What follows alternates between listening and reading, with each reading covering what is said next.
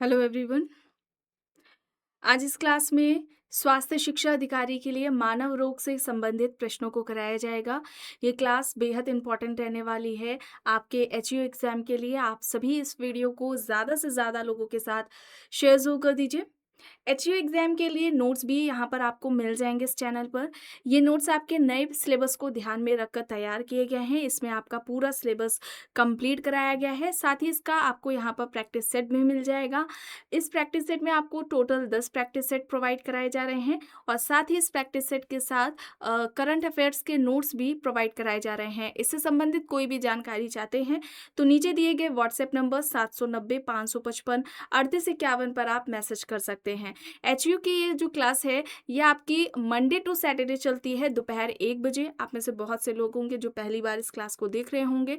तो अभी तक जितनी भी क्लासेस हुई हैं उन सभी का एक फोल्डर बना दिया गया है एचयू के नाम से, और ये फोल्डर आपको मिल जाएगा चैनल के प्लेलिस्ट में। चैनल का जब आप प्लेलिस्ट चेक करेंगे तो वहाँ पर आपको एचयू के नाम से फोल्डर मिलेगा। उस फोल्डर को जब आप ओपन करेंगे तो अभी तक जितनी भी क्लासेस है आपको एक जगह यहाँ पर ये सारी मिल जाएंगी। और अभी जो क्लासेस एचयू की हो रही हैं ये आपके सोशल साइंस से रिलेटेड है, जिसमें आपको टोटल 8 सब्जेक्ट्स पढ़ने हैं। देखिए यहाँ पर 100 प्रश्न हो गए थे, यहाँ तक हो गया था। चलिए यहाँ से शुरू करने हैं। देखिए प्रश्न है, मधुमेह समानता किसका परिणाम है? कम इंसुलिन स्त्राव का, कम थायरॉक्सिन स्त्राव का, कम एस्ट्रोजन स्त्राव का, या फिर इनमें से कोई भी नहीं। यहाँ पर सही आंसर आपका क्या हो जाएगा? मधुमेह किसका समानता परिणाम है?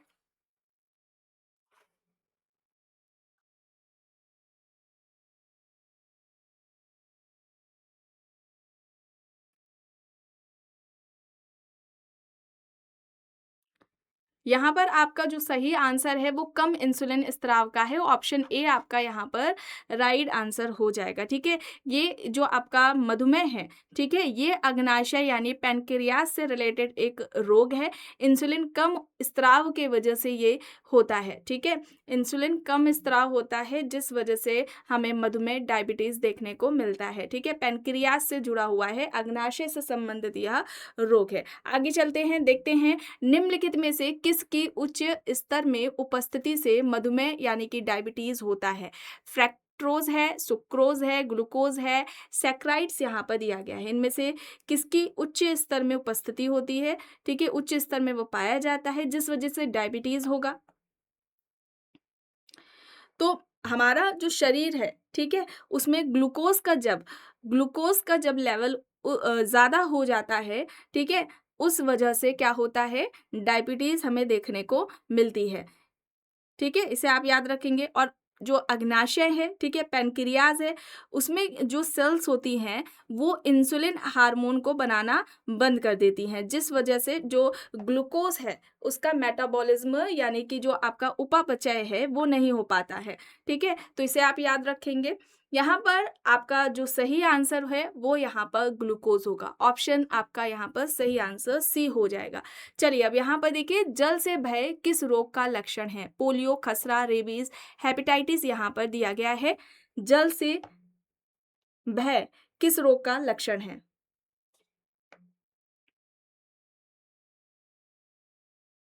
यहाँ पर रेबीज हो जाएगा। ठीक है, रेबीज हो जाएगा, सी आपका यहाँ पर राइट आंसर है। अब रेबीज किसकी वजह से? पागल कुत्ता है, लोमड़ी है, भेड़िया है, ठीक है, बिल्ली है, ठीक है, बंदर है, ये भी अगर काट लेता है तो भी आपको यहाँ पर रेबीज देखने को मिलेगा। और इससे जो प्रभावित अंग है किसको, अगर रेबीज हो जाता है तो ये किसको प्रभावित करता है? केंद्रीय तंत्रिका तंत्र। ठीक है, तंत्रिका तंत्र को यह प्रभावित करता है। यहाँ पर रेबीज ऑप्शन सी यहाँ पर आपका सही आंसर होगा। प्रश्न है, हमारे शरीर में प्रोटीन की कमी से कौन सा रोग होता है? यहाँ पर क्या है? प्रोटीन की कमी से कौन सा रोग होगा? प्रोटीन हमारे शरीर के वृद्धि और विकास के लिए जरूरी होता है। ठीक है, यहाँ पर राइट आंसर ऑप्शन डी होगा। ठीक है, विकल्प आपका यहाँ पर क्वाशियोर होगा। डी यहाँ पर राइट आंसर हो जाएगा। ठीक है, बच्चों में समानता, बच्चों में ये पाया जाता है और बच्चों में प्रोटीन की कमी से, ठीक है, बच्चों में प्रोटीन की कमी से ये हमें देखने को मिलता है, ठीक है, ये आप याद रखेंगे। आगे देखते हैं, किसकी न्यूनता के कारण रक्त अल्पता रोग होता है? फॉलिक एसिड है, विटामिन बी 12 है, आयरन है, या फिर उपयुक्त सभी। यहाँ पर क्या हो जाएगा? एनीमिया की बात हो रही है, किसकी कमी की वजह से एनीमिया होगा? यहाँ पर ये तीनों ही होगा, ठीक है, फोलिक एसिड होगा, विटामिन बी 12 है, आयरन है, इन सभी की कमी से एनीमिया की हमें एनीमिया देखने को मिलता है, ठीक है। चलिए आगे देखते हैं, डेंगू बुखार एक मच्छर जनित उष्णकटिबंधीय रोग है जो डेंगू विषाणु से होता है, इसे कहा जाता है। ऑप्शन है यहाँ पर रेमेटिस बुखार, क्वेटिडियन यानी कि साधारण बुखार, या फिर हड्डी तोड़ बुखार, पेल एप्टीन बुखार यहाँ पर है।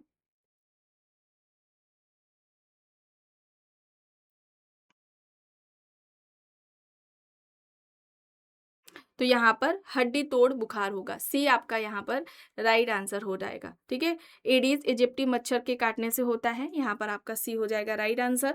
या इसमें क्या होता है, जो ज्वाइंट्स होते हैं उनमें दर्द होता है, फीवर होता है, ठीक है, चेहरे पे जो चित्तियाँ हैं, है ना, छोटे छोटे से दाने, वो आपको देखने को मिलता है, आँखों में भी पेन होता है। आगे देखते हैं, यदि कोई कैंसर से पीड़ित है तो उसे किसको दिखाना चाहिए?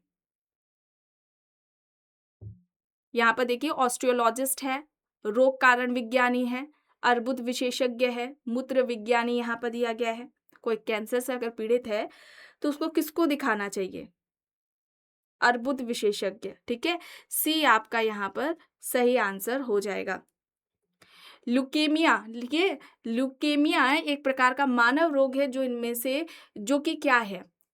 ऑप्शन देखिए, सफेद रक्त कोशिकाओं का कैंसर है, जो आप हमारे बॉडी में वाइट ब्लड सेल्स होती हैं उनका कैंसर है, या फिर विटामिन की कमी से होता है, या फिर मस्तिष्क का कैंसर है, या फिर प्रोटीन के अधिक सेवन के कारण ये होता है ल्यूकेमिया। तो यहाँ पर आपका जो राइट आंसर हो जाएगा वह आपका सफेद रक्त कोशिकाओं का कैंसर, ऑप्शन ए आपका यहाँ पर सही आंसर हो जाएगा। आगे चलते देखते हैं, कथन और कारण का प्रश्न है। कथन क्या कह रहा है? बेरी एक विषाणु जनित संक्रमण है, कारण है विटामिन की कमी बीमारियों का कारण बनती है। क्या हो जाएगा?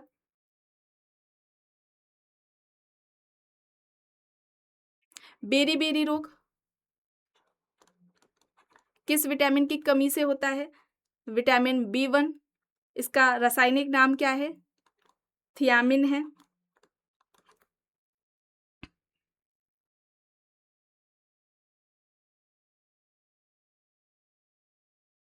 यहाँ पर आपका जो राइट आंसर हो जाएगा ये आपका ऑप्शन ए हो जाएगा, ठीक है, ऑप्शन ए यहाँ पर राइट आंसर हो जाएगा, ठीक है, ऑप्शन आपका ए यहाँ पर राइट आंसर हो जाएगा। चलिए आगे देख लेते हैं। चलिए अब यहाँ पर देखिए, इनमें से किसको शॉक ट्रीटमेंट के रूप में संदर्भित किया जाता है? एक मनोरोग उपचार है जिसमें मनोरोग से होने वाली बीमारी से राहत प्रदान करने के लिए मरीजों में दौरे को विद्युत रूप से प्रेरित किया जा प्रेरित किया जाता है।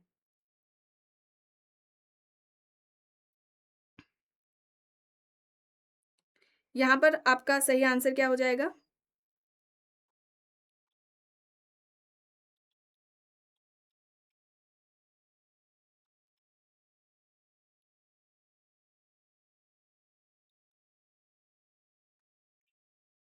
यहाँ पर राइट आंसर क्या हो जाएगा?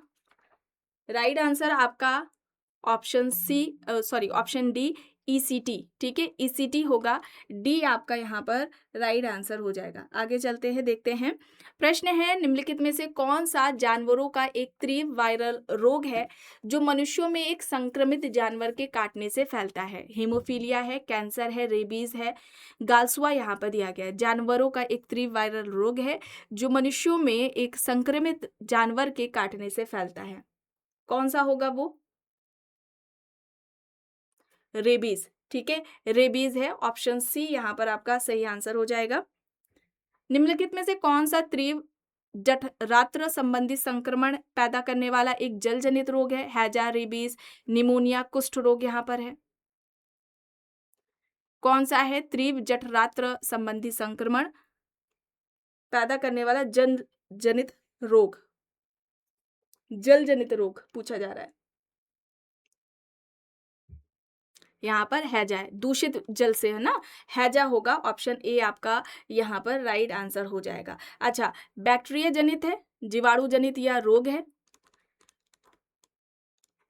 किस जीवाणु से होता है ये भी आप याद रखें। इसका नाम विब्रियो कॉलेरी, ठीक है, विब्रियो कॉलेरी इसका नाम है जीवाणु का, जिस वजह से हैजा होता है, ठीक है, जीवाणु जनित यह रोग है। ठीक है, चलिए आगे देख लेते हैं। सफेद दाग का इलाज निम्नलिखित में से किस हर्बल दवा द्वारा किया जा सकता है? ऑप्शंस में यहाँ पर दिया गया है लुकोसिन, लुकोजेन, लुकोपासिन या फिर लुकोट्रेप्सिन। सफेद दाग का इलाज इनमें से किस हर्बल दवा के द्वारा किया जाता है?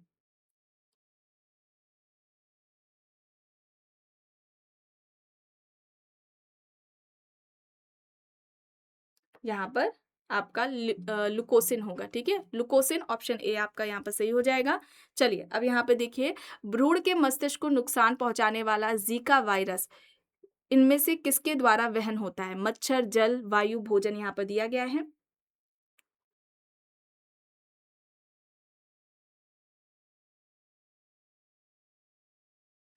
यहाँ पर सही आंसर आपका हो जाएगा मच्छर, ठीक है।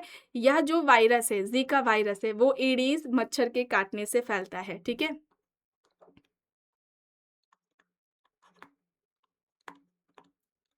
एडीज मच्छर के काटने से फैलता है जीका वायरस, ठीक है। आगे चलते देखते हैं। वायुजनित संक्रमण के कारण नहीं होता है, टीबी, चेचक, खसरा, हेपेटाइटिस बी यहाँ पर है। वायुजनित संक्रमण के कारण नहीं फैलता है।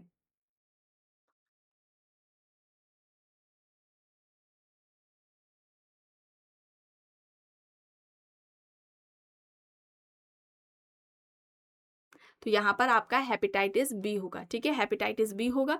बाकी के सारे वायुजनित संक्रमण हैं, ठीक है। आगे देखते हैं।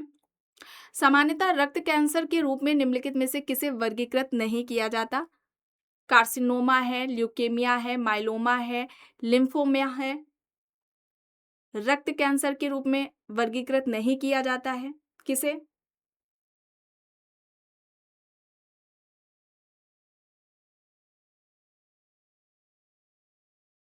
तो यहाँ पर कार्सिनोमा होगा, ठीक है। ये एक तरह का क्या है? ट्यूमर है, ठीक है। ये एक तरह का क्या है? ट्यूमर होता है। चलिए अब यहाँ पर देखिए, एलिसा टेस्ट के कारण होने वाले एक्वायर्ड इम्यूनो डेफिशिएंसी सिंड्रोम के निदान के लिए किया जाता है। अब देखिए यहाँ पर क्या है, जोस्टर वायरस है, डेंगू वायरस दिया गया है, एचआईवी है और इन्फ्लुएंजा वायरस दिया गया है। तो यहाँ पर क्या हो जाएगा आपका? यहाँ पर आपका जो सही आंसर है वो क्या होगा? आपका एचआईवी होगा। सी आपका यहाँ पर राइट आंसर हो जाएगा। चलिए अब यहाँ पे देखिए, निम्नलिखित में से कौन सा मनुष्य का विषाणु जनित वायरल रोग नहीं है? Influenza, dengue, AIDS, rinderpest यहाँ पर दिया गया है। मनुष्य का विषाणु जनित वायरल रोग नहीं है।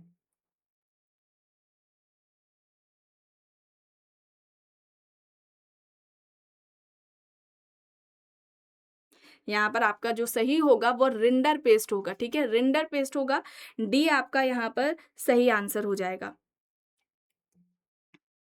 चलिए अब यहाँ पर देखिए, मच्छरों की एक विशेष जाति के काटने के कारण मलेरिया के संचरण की खोज किए जाने हेतु निम्नलिखित में से किसने नोबेल प्राइज प्राप्त किया था? रोनाल्ड रॉस है, पैट्रिक मैनसन है, चार्ल्स जॉनसन है, चार्ल्स लेवरन यहाँ पर दिया गया। मच्छर की एक विशेष जाति है जिसके काटने की वजह से मलेरिया के संचरण की खोज किए जाने हेतु इनमें से किसे नोबेल प्राइज दिया गया था या मिला था? यहाँ पर आपका सही आंसर क्या हो जाएगा?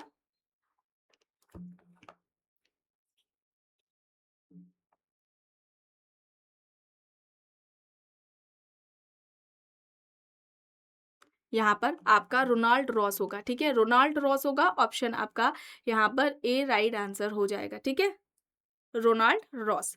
अब यहाँ पे देखिए निम्न में से कौन से एक विकल्प द्वारा एचआईवी एक व्यक्ति से दूसरे व्यक्ति में प्रसारित नहीं होता? मच्छर का काटना, स्तनपान, एक ही सुई का प्रयोग या फिर यौन संबंध।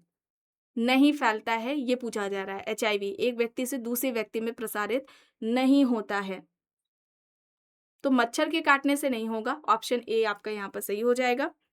शरीर में कैल्शियम ऑक्सलेट की बहुत ज्यादा मात्रा किसका कारण बनती है? ब्रोंकाइटिस, मधुमेह, पथरी यहाँ पर और मेनिनजाइटिस यहाँ पर दिया गया है। कैल्शियम ऑक्सलेट ऑक्सलेट ठीक है, ज्यादा हो जाए शरीर में तो क्या होगा? स्टोन, ठीक है, स्टोन हमें देखने, पथरी, यहाँ पर आपका सी आंसर हो जाएगा। ठीक है, ऑप्शन सी यहाँ पर राइट आंसर हो जाएगा। कुष्ठ रोग को किस नाम से जाना जाता है? कुष्ठ रोग को किस नाम से जाना जाता है? एंजाइना है, हैंसेन रोग दिया गया है, गोचर है, हॉजकिन रोग यहाँ पर है। कुष्ठ रोग को किस नाम से जाना जाता है? कुष्ठ रोग जीवाणु जनित रोग है। ठीक है, जीवाणु जनित रोग है ये। किस जीवाणु से होता है?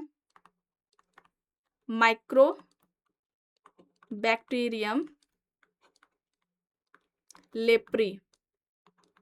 ठीक है, माइक्रोबैक्टीरियम लेप्री एक जीवाणु है जिस वजह से यह होता है। और यहाँ पर जो राइट आंसर है वो आपका क्या हो जाएगा? हैंसेन रोग। ठीक है, हैंसेन रोग, ऑप्शन बी आपका यहाँ पर सही हो जाएगा। चलिए अब यहाँ पर देखिए, रक्ताल्पता स्थिति किसकी वजह से होती है? प्लेटलेट्स की कमी, आरबीसी की कमी, डब्ल्यूबीसी की कमी या फिर ऑक्सीजन की कमी? एनीमिया की बात हो रही है, मतलब खून की कमी की वजह से, है ना? तो यहाँ पर जो हमारा आरबीसी होता है उसमें हीमोग्लोबिन की जो संख्या होती है वो कम होती है। ठीक है, तो उसको हम कहते हैं यहाँ पर आपका आरबीसी होगा, रेड ब्लड सेल्स की कमी। ठीक है, उसमें हीमोग्लोबिन पाया जाता है, उसकी संख्या कम होती है। यहाँ पर बी होगा आपका सही। पीला बुखार, येलो फीवर मुख्य रूप से इंसानों के बीच किससे फैलता है? मादा मच्छर के काटने से, नर मच्छर के काटने से या फिर पानी या फिर वायु? येलो फीवर, पीला बुखार इंसानों के बीच किससे फैलता है?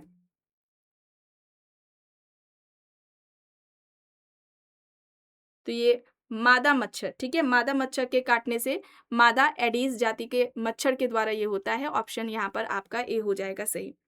आखिरी प्रश्न है, हीमोफीलिया किसका उदाहरण है? कमी के कारण रोग, आनुवांशिक रोग है, सांक्रामक रोग है या फिर व्यवसाय संबंधी रोग? हीमोफीलिया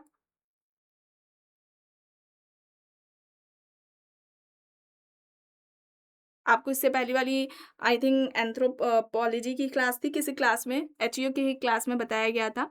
आनुवांशिकी रोग है, ठीक है। हीमोफीलिया क्या है? एक तरह का आनुवांशिकी रोग है। इसमें क्या होता है, अगर व्यक्ति को चोट लग जाती है तो उसका जो ब्लड है वो बहता रहता है, ठीक है, मतलब कि रुकता नहीं है आसानी से, एक बार में नहीं रुकता है, जो थक्का है, रक्त का थक्का नहीं बनता है।